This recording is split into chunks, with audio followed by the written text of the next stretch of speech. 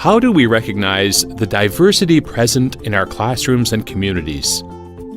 How do we intentionally include linguistic and cultural identities in our teaching?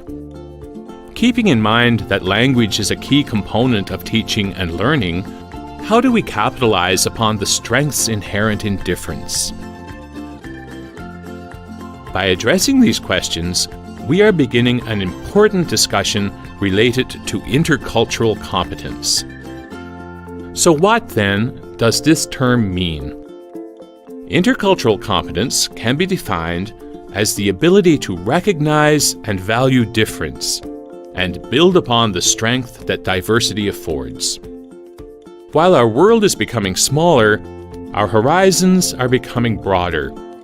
Today's classrooms are diverse environments where many cultures and languages come together. Let's explore our own perceptions and actions in order to teach to our diverse ways of living, knowing, and being.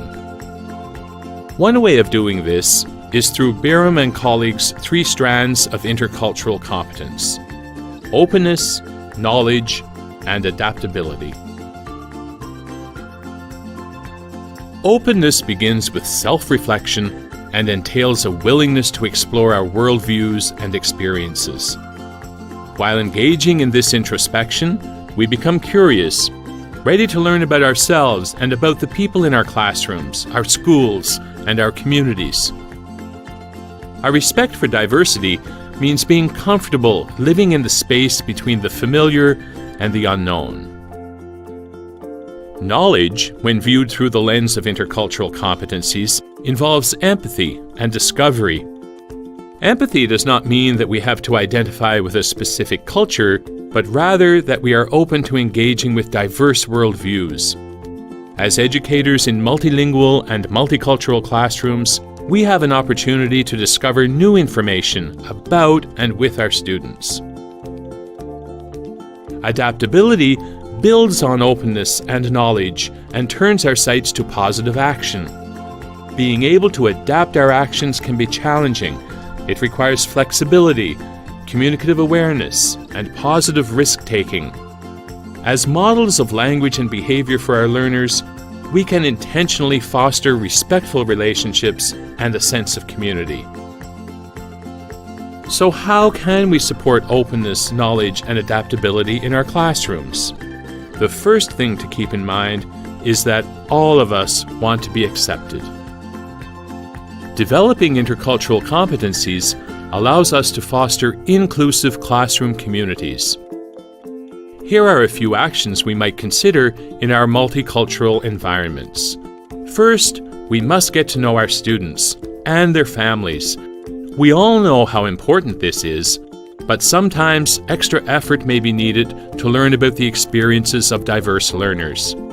By inviting leaders and representatives from a variety of cultural communities into the classroom and engaging with communities beyond the school, we demonstrate a genuine interest in the lives of our students.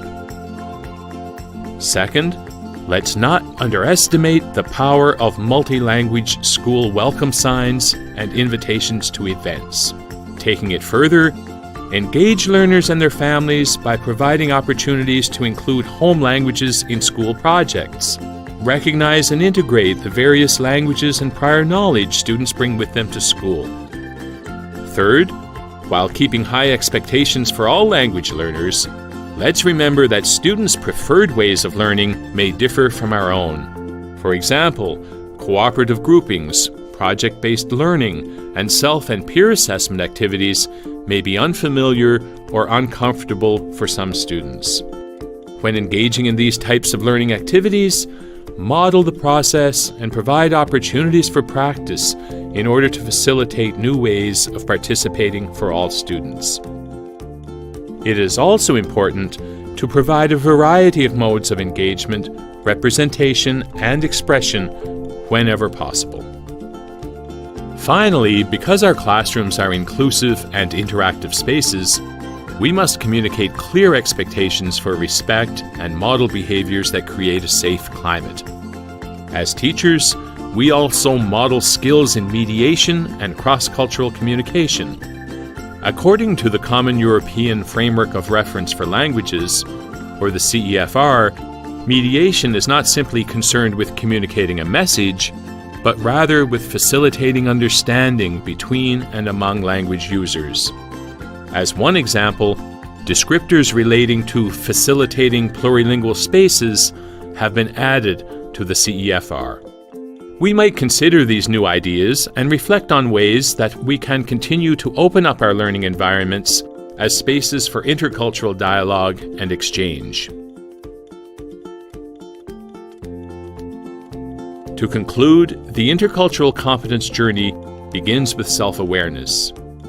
If we want empathetic, curious, and engaged citizens, we need to acknowledge that although real differences exist, they are not obstacles, but rather opportunities.